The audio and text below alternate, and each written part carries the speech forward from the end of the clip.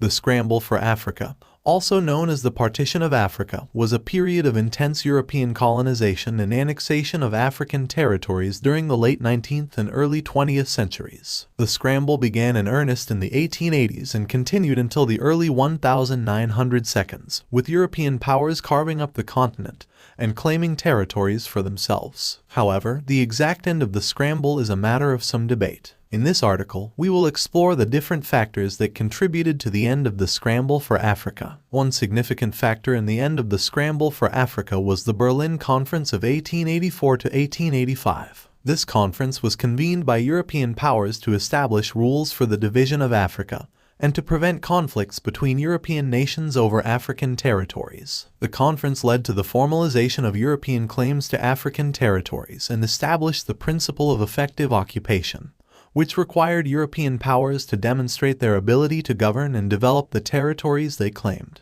The Berlin Conference helped to bring order to the scramble and pave the way for the eventual partition of Africa. Another factor in the end of the Scramble for Africa was the emergence of African resistance to European colonization. Many African societies and states resisted European incursions into their territories, often through armed resistance. These movements were often led by charismatic leaders, such as Samori Toure in West Africa and Menelik II in Ethiopia. These resistance movements made it more difficult for European powers to establish and maintain control over African territories, and ultimately contributed to the end of the scramble. Economic factors also played a role in the end of the Scramble for Africa. European powers found that the costs of governing and developing African territories outweighed the economic benefits of colonization. Additionally, the rise of industrialization in Europe led to a shift in focus from raw materials to manufactured goods, making the economic exploitation of African resources less attractive. The economic costs of colonization, combined with the emergence of African resistance, led many European powers to begin withdrawing from African territories in the early 20th century. Finally, World War I played a significant role in the end of the Scramble for Africa. The war disrupted European economies and led to a reevaluation of the costs